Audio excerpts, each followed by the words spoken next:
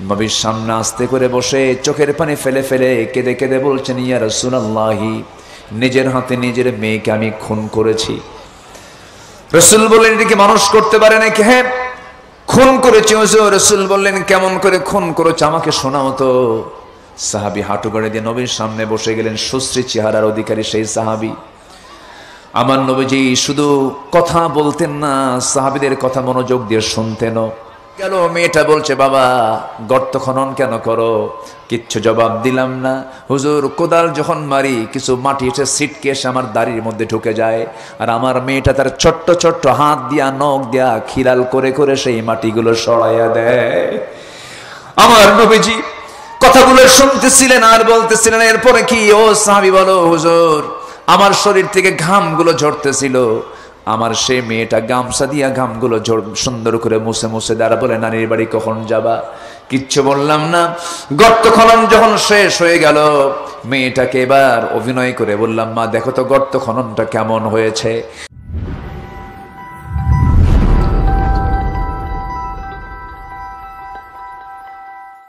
আমরা কোনো বাপের আর স্বামীর রাজনীতি করি না, ভাইয়ের রাজনীতি করি না। আমরা রাজনীতি করি সেই রাজনীতি যে রাজনীতি করেছেন মুহাম্মদ সাল্লাল্লাহু আলাইহি ওয়াসাল্লাম। রাসূলকে রাজনীতি করেন নাই? আসতে বলে করেন নাই? না করলে প্রেসিডেন্ট হওয়া যায়, না করলে রাষ্ট্রপতি হওয়া যায়, না করলে বিচারক হওয়া যায়। আমার নবীজির শুধু একটা অংশকে মানবেন আরেকটা অংশকে মানবেন না, তা হবে না। রাসূলকে যারা শুধু ধর্মীয় নেতা মানতে চায়, রাষ্ট্রীয় নেতা মানতে চান না, ওরা ইমানদার নয়, ওরা ভণ্ড, ওরা প্রতারক, ওরা প্রতারক করা। রাসূলকে আমরা মানবো এক জায়গায় না সব জায়গায়? রাসূল কি মানুষগুলোকে কি মানুষের রূপ দিলেন। রাসূল যে যুগে জন্ম নিয়েছিলেন সেই যুগে কি মানে লোকগুলো কি ভালো ছিল না খারাপ ছিল বলেন তো? শুধু খারাপ না, মহা খারাপ, অসভ্য, বর্বর, এতটাই নোংরা ছিল তারা। একটা ভাঙ্গা পাতিলকে কেন্দ্র করে যুগের পর যুগ তারা যুদ্ধ লেগে রাখত। মাইট ইজ রাইট, জোর যার মুল্লুক তার। নিজের মাকে তারা বিয়ে করত। নাউজুবিল্লাহ বলবেন না? বাবা বিয়ে করেছেন এমন মহিলা, সৎ মা, তাকে পর্যন্ত তারা বিয়ে করে ছাড়ত। এই যে একটা নোংরা মানুষ, সেখান থেকে আমার রাসূল বের করে আনলেন কাকে? আবু বকরকে, ওমরকে, ওসমানকে, আলীকে রাদিয়াল্লাহু আনহুম। জোরে বলি আল্লাহু আকবার। কোন জাদু দিয়া নয়। কি দিয়া? আসতে বলবেন না, কি দিয়া? সেই কোরআন এখনো আছে না নাই? এক সাহাবী ইসলাম কবুল করেছেন, কবুল করে শুধু কান্দে। আমার নবীজি বললেন, সাহাবী কান্দো কেন? কি হয়েছে বলো? সাহাবী বলছেন, হুজুর ইসলাম কবুল করেছে এই জন্য কান্দি না। আপনি আমাকে বলে দিয়েছেন দিন গ্রহণ করেছি আমি, আমার সমস্ত গুনাহগুলো মাফ হয়ে গেছে। কিন্তু আমার মনে হয় হুজুর, আমার জীবনের সব গুনাহ মাফ হলেও মনে হয় একটা গুনাহ মাফ হয় নাই। কি করেছো বলো? নবীর সামনে আস্তে করে বসে চোখের পানি ফেলে ফেলে কেঁদে কেঁদে বলছেন, ইয়া রাসূলুল্লাহি, নিজের হাতে নিজের মেয়েকে আমি খুন করেছি। রাসূল বললেন, এটা কি মানুষ করতে পারে নাকি? হ্যাঁ, খুন করেছি হুজুর। রাসূল বললেন, কেমন করে খুন করেছ আমাকে শোনাও তো। সাহাবী হাঁটু গেড়ে দিয়ে নবীর সামনে বসে গেলেন। সুশ্রী চেহারার অধিকারী সেই সাহাবী। আমার নবীজি শুধু কথা বলতেন না, সাহাবীদের কথা মনোযোগ দিয়ে শুনতেন। কোন সাহাবী যদি কথা বলতে চাইতেন, নবীজি চুপ মেরে যেতেন, তার কথা পরিপূর্ণ ধৈর্য নিয়ে শুনতেন। কিছু কিছু লোক আছে দেখবেন শুধু নিজে কথা বলেই যায় কিন্তু কথা বলতে দেয় না। আছে না কিছু লোক? আছে না? আমার নবীজি তা ছিলেন না, শুনতেন কথা মনোযোগ দিয়া। একদিন এরকম আলোচনার মাঠে একজন সাহাবী সামনে থেকে দাঁড়িয়ে বলছেন, হুজুর আমার ছোট্ট একটা ওয়াজ আছে, আমি একটু কথা বলতে চাচ্ছি। কি ওয়াজ বলো? হুজুর আমার কি ওয়াজ? এই যুগের আছে নাকি? জাহিলি যুগের একটা ওয়াজ আছে, কি ওয়াজ বলো? সহিহ হাদিসের বর্ণনা। সেই সাহাবী বলছেন, ইয়া রাসূলুল্লাহ, আমি যখন দিন গ্রহণ করি না, আমি যখন ইসলাম কবুল করি নাই, সেই সময় আমি একটা প্রতিমার পূজা করতাম। একটা প্রতিমাকে আমি আমার ভাগ্য নির্ধারক মনে করতাম, সেই দেবতাটাকে সঙ্গে করে নিয়ে আমি চলতাম। সকালে দুপুরে সন্ধ্যায় সব সময় বুকে লালন করে, মাথায় নিয়ে, পিঠে নিয়ে, সম্মান করে করে তাকে আমি ঘুরতাম, তাকে নিয়ে আমি ঘুরতাম। একদিন লম্বা সফরে বের হব, এমন সময় হঠাৎ করে আমি বের হয়েছি, আমার শৌচকার্যের প্রয়োজন হলো, হাজতের প্রয়োজন হলো। আমি করলাম কি, মূর্তিটাকে সাথে নিয়ে যাব কেমনে, বেয়াদবি হয়ে যায়।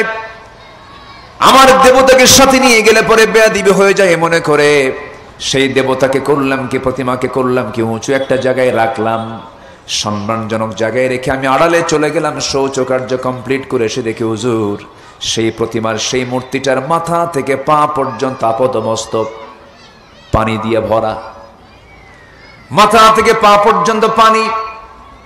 আমি মনে করলাম হুজুরি বুঝে রহমতের পানি, বরকতের পানি মনে করে আমি আমার জিব্বা লাগা একটা চাটন দিলাম, লেহন করলাম, দেখে আমতা আমতা গন্ধ। সামনের দিকে তাকায় দেখি কুত্তা লেজ গুটায় গুটায়া যায়। আমার ভিতরে এমন একটা রাগ হলো, আমার নবীজি মুস্কি মুস্কি হাসি মারলেন, সাহাবীর আওয়াজ দিয়ে দিয়ে হাসলেন। এরপরে রাসূল বলছেন, সাহাবী এরপরে তুমি কি করলা, এখন তো ওয়াজের আসল টাইম। আল্লাহু আকবার বলবেন না? এরপরে তুমি কি করলা বলো। সাহাবী বলছেন, হুজুর সারা জীবন এত যত্ন করলাম যার, এত আরাধনা করলাম যার, সৌভাগ্যের প্রতীক মনে করলাম, সেই মূর্তিটা যখন দেখতে পেলাম কুকুর পেশাব করে দিয়ে চলে গেল, আমার ভিতরে এমন একটা রাগ উঠলো, তুই আমার কেমন রব, তুই তোর নিজের অস্তিত্বকে রক্ষা করতে পারিস না। প্রচন্ড রাগ উঠলো, সমস্ত শক্তি প্রয়োগ করে দুই হাতে ওই মূর্তিটাকে এমন জোরে আছাড় মারলাম, টুকরো টুকরো হয়ে গেল। আপনার সামনে এসে আমি আজকে এমন রব পেয়েছি যে রব হচ্ছেন গোটা আকাশের রব। জোরে বলেন সুবহানাল্লাহ। আমার নবীজি শুনতেন কথাগুলো। ওই সাহাবী নবীর সামনে আস্তে করে বসে গেলেন, বসে গিয়ে বলছেন, ইয়া রাসূলুল্লাহ আমি তো দিন গ্রহণ করেছি, মনে হয় আমার ওই গুনাহটা মাফ হয় না। কি গুনাহ করেছে হুজুর? নিজের হাতে মেয়েকে খুন করেছে, কেমন করে মাল্লা বলো তো? ওই সাহাবী বলেন, হুজুর মেয়েটাকে আমি আমার স্ত্রী গর্ভে যখন 6 মাস, যখন আমার স্ত্রী পেটের বাচ্চা সন্তান সম্ভব, বললাম যাও বাবার বাড়ি চলে যাও, ছেলের সন্তান হলে পরে আস্তে করে নিয়ে আসবা, মেয়ের সন্তান হলে পরে আমাকে বলার দরকার নেই, জীবন্ত পুঁতে হত্যা করবা। কিন্তু আমার বউটা করলো কি, মেয়ের সন্তান হয়েছে, জন্মগ্রহণ করেছে, আমাকে মৃত সন্তানের সংবাদ দিয়া আমাকে আড়াল করে সন্তানটাকে অন্যের বাড়িতে ধীরে ধীরে বড় করতে লাগলো। 6 বছর দেখি নাই তাকে, হঠাৎ করে একদিন তাকে দেখে ফেললাম। আমার মতো চোখ, আমার মতো কপাল, আমার মতো চুল, আমার মতো হাত, আমার মতো পা, আমার মতো হাঁটা চলা। সন্দেহ হলো, চট করে তার হাতটা চেপে ধরে বউয়ের সামনে হাজির করে বললাম, বউ আমার সত্যি করে বলো তো সন্তানটা কার? বউটা কেঁদে কেঁদে বলে, কতক্ষণ তথ্য গোপন করবে, এটা আমাদেরই সন্তান। বুঝতে দিলাম না, আমি খেপে গেলাম। জাহালাতের কারণে, শিরকিয়াতের কারণে, সেই পরিবেশের কারণে এত রাগ ভিতরে আমার জেগে উঠলো। বুঝতে না দিয়ে অভিনয় শুরু করে দিলাম। মেয়েটাকে কোলের মধ্যে নিয়ে বললাম, কলেজার টুকরা সন্তান, 6টা বছর তুই কোথায় ছিলি রে? আমি তোকে খুব আদর করি, মোহাব্বত করি, আয় আমার কোলে আয়। মেয়েটা আবার বলছে, মা তুমি আমাকে এতদিন দূরে রাখছো কেন? বাবার সঙ্গে পরিচয় করে দাও নাই কেন? আমার বাবা তো অনেক ভালো মানুষ। আমি আমার মেয়ের মনের মধ্যে চলে গেলাম। পরের দিন বললাম, আমার মেয়ে শোনো, তোমাকে নারীর বাড়িতে নিয়ে যাব। নারীর বাড়ি কথা বলে সুন্দর পোশাক পরায় রওনা করলাম। ওই দিকে রওনা করতে নিয়ে নারীর বাড়ির দিকে না গিয়ে জঙ্গলের দিকে যাই। মেয়েটা চোখটা মুখটা ছোট হয়ে যায়। মেয়েটা বলে, বাবা এই দিকে যাও কেন? ওই দিকে নারীর বাড়ি। কিচ্ছু বললাম না। জঙ্গল পার হলাম, গর্ত খনন শুরু করে দিলাম। গর্ত খনন যখন শুরু করেছি, মেয়েটার মুখ আরো ছোট হয়ে গেল। মেয়েটা বলছে, বাবা গর্ত খনন কেন করো? কিচ্ছু জবাব দিলাম না। হুজুর কোদাল যখন মারি, কিছু মাটি এসে ছিটকে এসে আমার দাড়ির মধ্যে ঢুকে যায়, আর আমার মেয়েটা তার ছোট্ট ছোট্ট হাত দিয়া, নখ দিয়া খিলাল করে করে সেই মাটিগুলো সরাইয়া দেয়। আমার নবীজি কথাগুলো শুনতেছিলেন আর বলতেছিলেন, এরপরে কি? ও সাহাবী বলো, হুজুর আমার শরীর থেকে ঘামগুলো ঝরতেছিল। আমার সেই মেয়েটা গামছা দিয়া ঘামগুলো সুন্দর করে মুছে মুছে দাঁড়া বলে, নারীর বাড়ি কখন যাবা? কিচ্ছু বললাম না। গর্ত খনন যখন শেষ হয়ে গেল, মেয়েটাকে এবার অভিনয় করে বললাম, মা দেখো তো গর্ত খননটা কেমন হয়েছে। আমার মেয়েটা আস্তে করে সরল মন নিয়ে মুসকে একটা নাসি মেরে গর্তের কিনারে এসে যখন উকি মেরে দেখতে নিল, আমি পিছন দিকে চলে আসলাম। চক্ষু বন্ধ করে, চক্ষুটা বন্ধ করে মায়া দয়া কাজ করলেন, ওজোরে এত জোরে ধাক্কা মারলাম, পিছন দিক থেকে এক ধাক্কায় সন্তানটা গর্তের মধ্যে পড়ে গেল।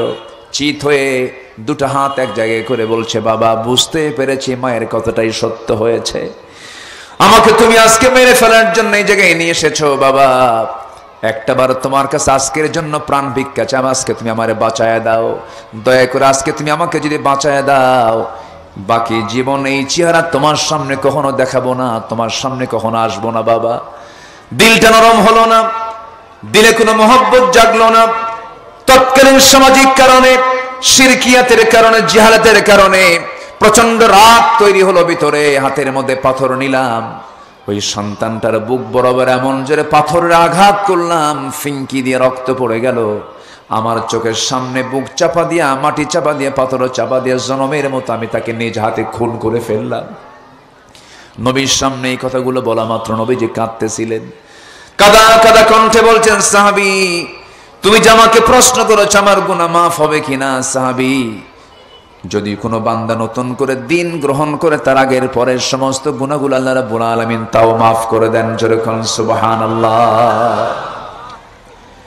এই কথাটা বলার কারণ হলো, সেই যুগের মানুষ এত সভ্য বর্বর থাকার পরও তারা ভালো হয়ে গেলেন, জগতের শ্রেষ্ঠ মানুষ তারা হলেন, শ্রেষ্ঠ সমাজ তারা গড়লেন।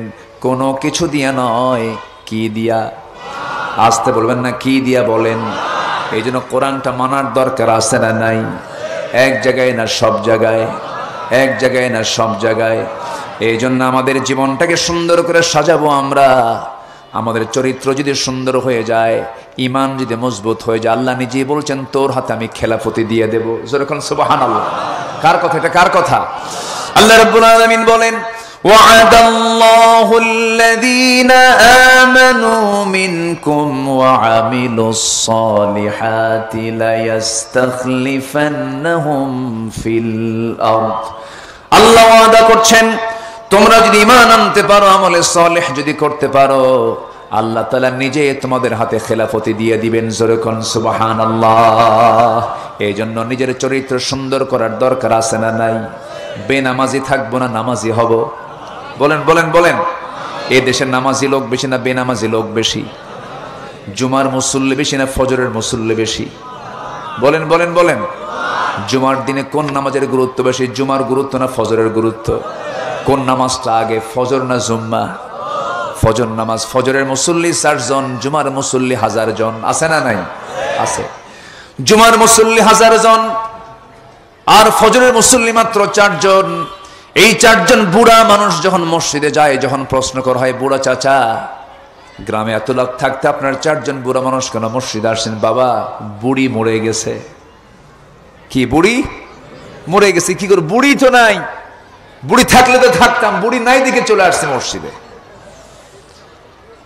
মসজিদ পাকা দরকার না ইমান পাকা দরকার? আজকের সমাজে কি চলতেছে? মসজিদ পাকা চলতেছে। জানো তোমার গ্রামে তো এসি মসজিদ না, আমার গ্রামে এসি মসজিদ। দেখছেন এরকম করে চাপা মারে। তোমার গ্রামের মসজিদের সাইজ হলো, তোমার গ্রামের মসজিদ কত হাজার স্কোয়ার ফিট? 4000। আমার তো 10,000 স্কোয়ার ফিট। আছে না নাই? মসজিদ নিয়ে বড়াই করো না, ইমান নিয়ে কথা বলো।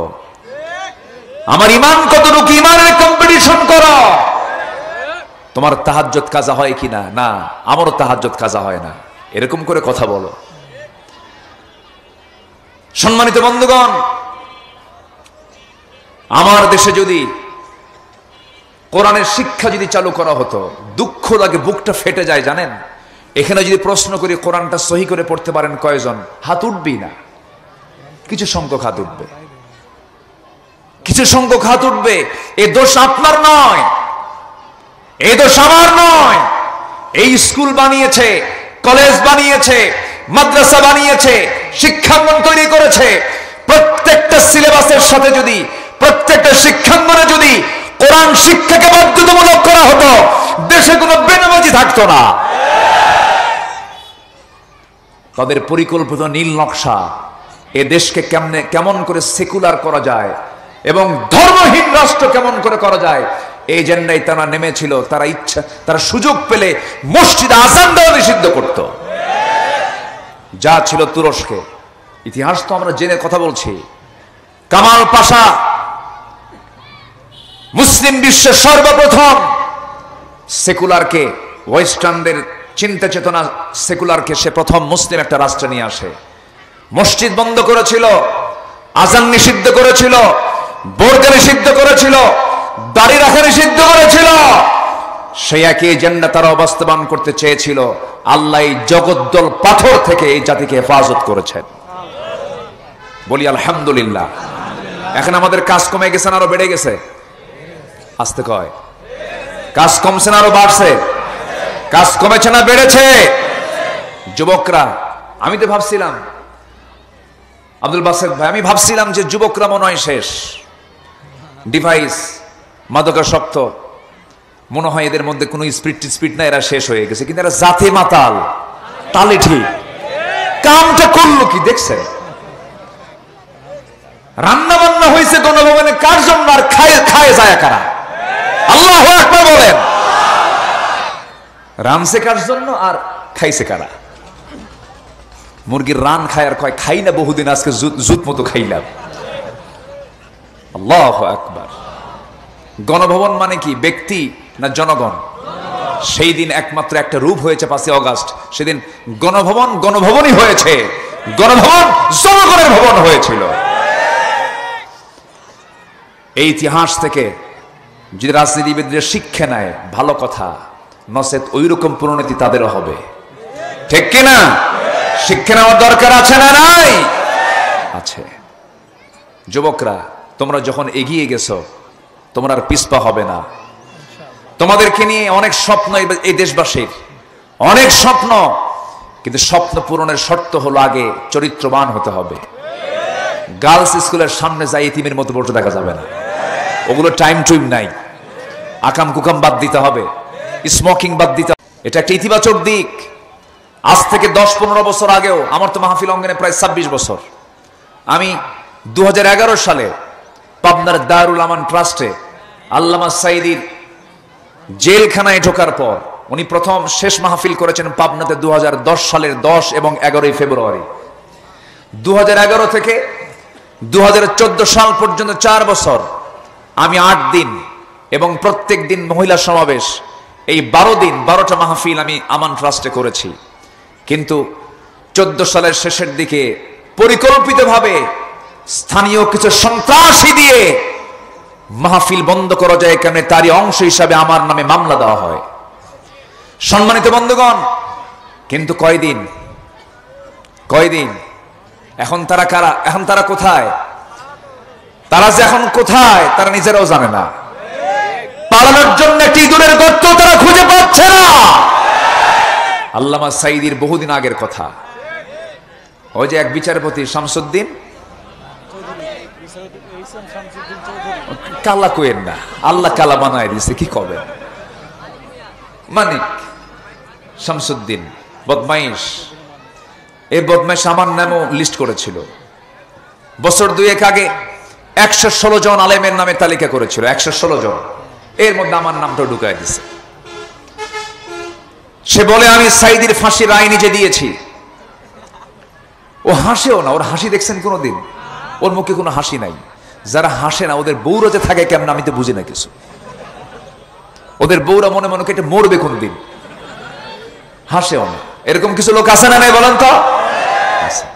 পালানোর জন্য সে ত্রিপুরা হয়ে দিল্লি যাবে, গেছে সিলেটের মানুষগুলো খুব ভালো, মোটামুটি খুব ভালো আপ্যায়ন করেছেন। বিচারপতি সাহেবকে খুব ভালো মেহমানদারি করেছেন, বিসি শুদ্ধ আউট করছে। থাকার জন্য ঘর পায় নাই, বিছানা পায় নাই, কলার পাতায় শুয়েছিল। আল্লাহ কি দেখাতে পারেন না? দেখেন আল্লাহ কি পারেন না? আল্লাহ আছেন না নাই? আছেন। আমরা সত্য নিয়ে থাকবো। সত্যের বিজয় কে দিবেন? আসতে বলে, সত্যের বিজয় কে দিবেন? আল্লাহ দিবেন। সূরা আহজাব আয়াত নাম্বার 70। আল্লাহ তাআলা বলছেন ঈমানদারেরা তোমরা আল্লাহকে ভয় করো। এক নাম্বার, কাকে ভয় করো? আল্লাহকে ভয় করো। কিন্তু আমাদেরকে ভয় দেখিয়েছে তারা প্রশাসনের হামলা মামলা দিয়ে চেয়েছিল আমাদেরকে দাবিয়ে রাখতে, কিন্তু আগুনে ফুঁ দিলে আগুন নেভে, আবার আগুনে ফুঁ দিলে আগুন যে জ্বলে এটা ওদের জানা ছিল না। আমার বন্ধুগণ, 15টা চারিত্রিক সৌন্দর্য নিয়ে আজকে আমি কথা বলতে চাচ্ছিলাম, 2টা কথা অলরেডি বলে ফেলেছি।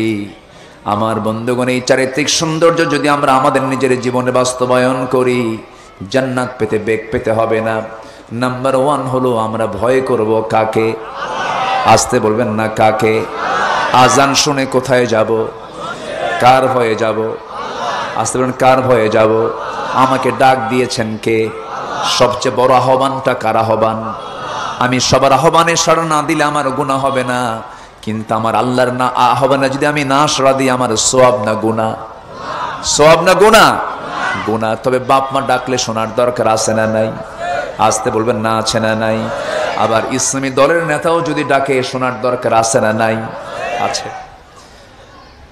কার কথা শোনা যাবে আর কার কথা শোনা যাবে না ইসলাম সব কিছু বলে দিয়েছে। আমার বন্ধুগণ, নাম্বার 1 হলো আমরা আল্লাহর ভয় করব। আজান শোনার সঙ্গে সঙ্গে আমরা কোথায় চলে যাব?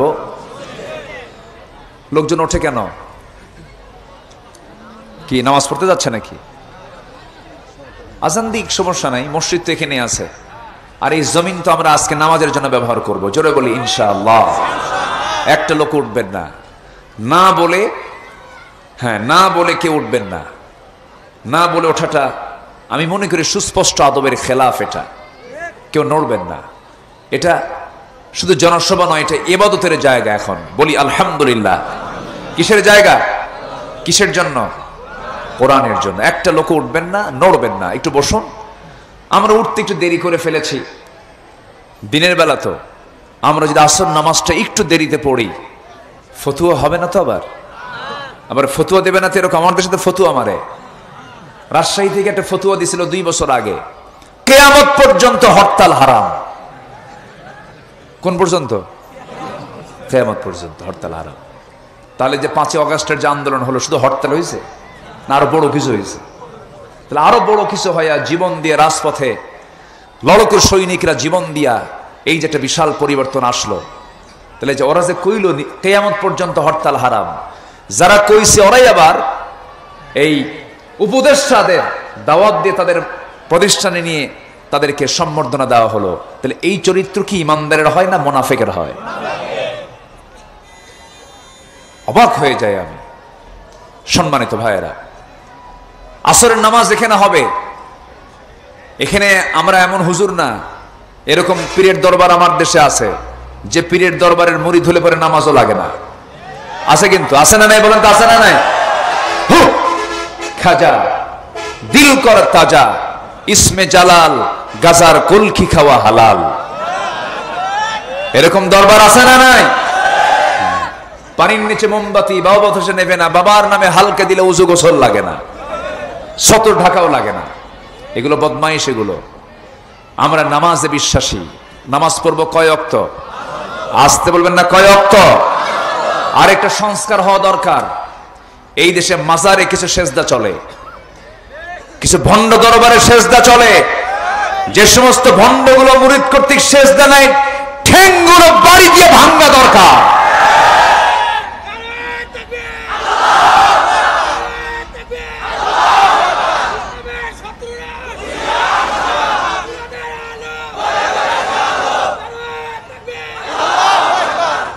এগুলো বদমাইশ তো। এগুলো নামাজ নাই, পর্দা নাই, মহিলা মুরিদ। মহিলা মুরিদ আছে না নাই? মহিলা মুরিদ পীরের ওজুর পানি আগায় দেয়, পীরকে ভাত খাওয়ায় দেয়। ওই সমস্ত ভণ্ড আপনার এলাকায় ঢুকলে আম গাছের সঙ্গে বাইন্দা পিটাবেন। রাগ করতেছেন নাকি আপনারা? বলার দরকার আছে না? এগুলো আছে না? আমি জানি, খবর আছে তো, এলাকায় কিছু আছে, ভণ্ড দরবার আছে কিছু। এগুলো কি? আমার নবীজি দাঁড়ায় আছেন, পিছনে আম্মাজান আয়েশা, আম্মাজান আয়েশা দাঁড়ায় আছেন। এক অন্ধ সাহাবী নবীর সঙ্গে দেখা করার জন্য আসে। রাসূল বললেন, আয়েশা ভিতরে যাও। কেন? আমার সাহাবী আসতেছে, পুরুষ। হুজুর, যে আসে আপনার সঙ্গে সাক্ষাৎ করতে তোর চোখই নাই। রাসূল বলেন, তোমার কি চোখ নাই? চিন্তা করুন আমার নবীজি পর্দার ব্যাপারে কতটুকু সচেতন ছিলেন, কতটুকু সজাগ ছিলেন। ওয়ালা তাকরাবুজ জিনা ইন্নাহু কানা ফাহিশাতাও ওয়া সাআ সাবিলা। অথচ এদের মধ্যে কোনো পর্দা নাই। আল্লাহর কসম, আমি পীর বিরোধী লোক নই। এই পাবনাতে ফুরফুরা সিলসিলার বহু আলেম ওলামা পীর মাশায়েখরা আসেন। এই সাথিয়া, এই পাবনা, ওই ঈশ্বরদী কি বলে ওটা, পাকশিতে আব্দুল কাহার সিদ্দিকী রাহিমাহুল্লাহ, তার ছেলে আমার অত্যন্ত কাছের আব্দুল হাই মিশকাত সিদ্দিকী, উনি আসেন। আমরা হক দরবার নিয়ে আমরা কোনো কথা বলছি না, অবশ্যই তারা ভালো, তাদের দ্বারা ইসলামের উপকার হয়েছে। কিন্তু পীরের নামে তুমি বদমাইশি করবা, জেনার পরিবেশ তৈরি করবা, নামাজের কোনো কথা বলবা না, তোমার দরবারে পর্দা নাই, নামাজ নাই, ওই দরবারে যাওয়ার দরকার। আল্লাহ কবুল করুন। এগুলো ব্যাপারে আমাদের সতর্ক থাকার দরকার আছে কিনা বলেন? আছে। এরা ইবলিসের পাঠশালা বানায় রাখছে। আমরা সঠিক কথা বলবো, আমরা মিথ্যার আশ্রয় কখনো নেব না। এক সাহাবী রাসূলকে বলেন, হুজুর আমাকে একটা আমল শেখায় দেন, আমি একটা আমলের বেশি আমল করবো না। রাসূল বলেন, মিথ্যা কথা কইও না। আল্লাহু আকবার বলেন। আমার নবীজি বলেন, মিথ্যা কথা বলো না। সাহাবীর ভিতরে তিনটা বদঅভ্যাস ছিল প্রাথমিক জীবনে। আমার নবীজির কাছে সকালবেলা হাজির হওয়ার সঙ্গে সঙ্গে রাসূল বলেন, সাহাবী গত রাত্রিতে তুমি কোন নারীর ঘরে প্রবেশ করেছ? ওই সাহাবীর মধ্যে তিনটা বদঅভ্যাস ছিল, চুরি করা, জেনা করা, মদ খাওয়া। সকালবেলা নবীর সামনে হাজির হওয়া মাত্র রাসূল যখন বলে ফেললেন, সাহাবীকে দেখে বলছে, হুজুর জীবনে আর জেনার কাছে যাব না। পরের দিন সকালবেলা রাসূল বললেন, সাহাবী তুমি গত রাত্রে কিসের বোতল হাতে নিয়েছিলে? হুজুর জীবনে আর মদের বোতল নেব না। পরের দিন নবীর সামনে হাজির হলে রাসূল বললেন, ও সাহাবী গত রাত্রে তুমি কার ঘরে কি চুরি করার জন্য গিয়েছিলে? হুজুর জীবনে আর চুরি করব না। হুজুর আল্লাহর কসম করে বলি আপনি সত্যি আল্লাহর নবী। জোরে কোন সুবহানাল্লাহ। এক সাহাবী ইসলাম কবুল করি বলতেছে, হুজুর সব বাদ দেব কিন্তু জেনা বাদ দেব না। রাসূল বলেন, তোমার মার সঙ্গে জেনা করতে যদি কেউ আসে হুজুর মেরে ফেলবো। নিজের বোনের সঙ্গে জেনা করতে আসলে মেরে ফেলবো। নিজের বউয়ের সঙ্গে জেনা করতে আসলে মেরে ফেলবো, সহ্য করতে পারবো না। রাসূল কেঁদে কেঁদে বললেন, সাহাবী তুমি যার সঙ্গে জেনা করতে চাও সে তো কারো না কারো মেয়ে, কারো না কারো মা, কারো না কারো বোন। সাহাবীর চোখের কোনা বেয়ে টপ টপ করে পানি পড়ছে আর বলছে, হুজুর আল্লাহর কসম করে বলি আজকে থেকে সকল জেনার কাজ আমি বন্ধ করে দিলাম। জোরে কোন সুবহানাল্লাহ। শুধু মাইন্ডটা সেটআপ দিতে হবে। আমি যে জেনার চিন্তা করছি, আমার তো বোন আছে। আমি তো জেনার চিন্তা করছি, আমার তো মা আছে। আমি অন্য কারো ক্ষতি করব, আমার ক্ষতি আরেকজন করবে। কথা ক্লিয়ার? কথা ক্লিয়ার? এক নাম্বার কাজ আমরা শিখলাম, আল্লাহকে ভয় করব। নাম্বার 2, আমরা কথা বলবো হাসা না মিশা, মিশা না হাসা। হাসা কথা বলবো, সত্য কথা বলবো। কুলু কওলান সাদীদা। নাম্বার 2 হলো আমানত রক্ষা করব। সময়ও খুবই অল্প, পয়েন্টগুলো আমি আক্ষরিকভাবে শেষ করে দিচ্ছি। নাম্বার 2 হলো আমানত রক্ষা করব। আমরা আমানতের খেয়ানত করব না। আমানত আছে যার ঈমান আছে তার, আমানত নাই যার ঈমান নাই তার। লা ঈমানা লিমান লা আমানাতা লাহ। তার ঈমান নাই যার আমানতদারিতা নাই, বলেছেন মুহাম্মদ সাল্লাল্লাহু আলাইহি ওয়াসাল্লাম। আমানতের ব্যাপারে আল্লাহ রাব্বুল আলামিন সূরা নিসা 58 নম্বর আয়াতে বলছেন, ইন্নাল্লাহা ইয়া'মুরুকুম আন তুআদ্দুল আমানাতি ইলা আহলিহা ওয়া ইযা হাকামতুম বাইনান নাসি আন তাহকুমু বিল আদল ইন্নাল্লাহা নি'মা ইয়া'iদুকুম বিহি ইন্নাল্লাহা কানা সামিআম বাসীরা। জোরে বলুন আল্লাহু আকবার। তোমার আমানতটাকে রক্ষা করো, আমানতের খেয়ানত করো না। ধরুন 18 কোটি মানুষের এই দেশ, এই দেশের প্রধান একজন আছে না নাই বলেন? এই 18 কোটি মানুষের জিম্মাদারি তার হাতে, এটা তার জন্য একটা আমানত। একটা ইউনিয়ন পরিষদের যিনি চেয়ারম্যান, তার কাছে এই পরিষদটা একটা কি আমানত। একটা মেম্বার, তার এই দায়িত্বটা একটা আমানত। ইমাম মুসল্লিদের দায়িত্ব পালন করছেন, তার এটা কি বলেন বলেন বলেন। স্বামী বিয়ে করেছে বউকে, বউ স্বামীর কাছে একটা কি আমানাত, আবার বউ তার স্বামী তার একটা কি আমানাত। বউয়ের দায়িত্ব হলো আমার সতীত্ব কারো সামনে দেব না স্বামী ছাড়া, আবার স্বামীর দায়িত্ব হলো আমার যৌবন নষ্ট করব না একমাত্র কে ছাড়া, আমার স্ত্রী ছাড়া কাউকে যাব না, কোথাও যাব না। এগুলো হলো আমানত। যার আমানত নাই তার ঈমানই নাই। কত মারাত্মক কথা! যার আমানত নাই তার কি নাই? ঈমান নাই। কিছু লোক আছে আজকের সমাজে নিজের বউটাকে পর্যন্ত হেফাজত করতে পারে না। সুন্দরী বউ হলে পরে সেই বউটা দেখাতে খুব পছন্দ করে। এগুলো এলাকায় আছে কিনা জানি না, আছে না নাই? সুন্দরী বউ হলে পরে সুন্দর করে সাজগোজ করে বলে, দেখতে আমার বউটা দেখতে কেমন রে, আছে না নাই? কি মাইন্ড এটা, কি সেট আপ এটা, কি চিন্তা এগুলো বলেন তো? তাও আবার কি করে জানেন? হুন্ডাই তোলে। কিসে তোলে? Hyundai. R15 latest version R15 তোলে, যার প্যাসেঞ্জার সিট হলো 3 তলায় আর ড্রাইভিং সিট হলো আন্ডারগ্রাউন্ডে। এই যুবকরা ঠিক আছে? আন্ডারগ্রাউন্ডের স্বামী থাকে যেন ওরে কেউ না দেখে, ও পর্দায় থাকে। আর বউটাকে কয় তলায় তোলে? 3 তলায়। 3 তলায় তুলে দিয়া বউটাকে বলে, শোনো, একদম কড়া লাল লিপস্টিক লাগাবা, মাথার চুল ছেড়ে দিবা, লাল শাড়ি পরবা, কোমর দুলাইয়া বসবা। এরপর হুন্ডা যখন টান দেবে, দেখে যে আওয়াজ কম, হুন্ডার আওয়াজ তো কম, জনগণ দেখতে মিসও হতে পারে, তো ওই যেদিক দিয়ে ধোঁয়া বের হয়, যেটা স্যালেঞ্জার পাইপ, ওটা সরায়, তখন আর হুন্ডার আওয়াজ, তখন হেলিকপ্টারের আওয়াজ। দিল টান এই একদম বাগাবাড়ির ওই মোড় থেকে এক টনের ড্যামরা পর্যন্ত। ড্যামরা আছে না ওইদিকে? ও তাহলে ঠিকই কইছি তো মনে হয় নাকি? আচ্ছা, ড্যামরা পর্যন্ত এক টান দিল। এখন আশপাশে যারা আছে তারা কি, হেলিকপ্টার যায় কোন জায়গার থেকে, সব বের হয়ে দেখে না এটা আরেক হেলিকপ্টার যায়। আছে না নাই? এগুলো যুবকরা মাথায় রাখবা। তোমার গ্রামের কোন মেয়ে ঘর থেকে বোরকা ছাড়া বের হয়, বাড়িতে গিয়ে বলবা আপনার মেয়ে, আপনার বউ অথবা আপনার ছেলে বউ স্ত্রী এরকম করে বের হয়, আমাদের চোখের ক্ষতি হয়, বোরকা ছাড়া বের হওয়া যাবে না। কি আসতে কও কেন? এই যুবকরা আসতে কও কেন? তোমার গ্রাম কে ঠিক করবে? তোমার গ্রাম তোমাকে ঠিক করতে হবে। তা'মুরুনা বিল মা'রুফ ওয়া তানহাউনা আনিল মুনকার। পরিবেশ পেয়েছি আমরা, এখন আমরা কাজে লাগাবো। জোরে বলি ইনশাআল্লাহ। আল্লাহ কবুল করুন, আল্লাহ কবুল করুন। মসজিদে আজান হওয়ার কথা বহু আগে, আজান হচ্ছে না, আলোচনা চলতেছে তো, কিন্তু আমরা আজান আটকিয়ে রাখবো কতক্ষণ? আজান তো বিশাল গুরুত্বপূর্ণ বিষয়। নামাজ ফরজ। নামাজ কি বলেন তো? ফরজ। অনেক দূর থেকে আপনারা এসেছেন, আলহামদুলিল্লাহ। বলি আলহামদুলিল্লাহ, জোরে বলি আলহামদুলিল্লাহ। সম্মানিত ভাইয়েরা, অনেক দূর থেকে কষ্ট করে আসছেন। দিনের বেলায় মাহফিলে আসা মানে কি জানেন? এটা বিশাল বড় জিহাদের কাম।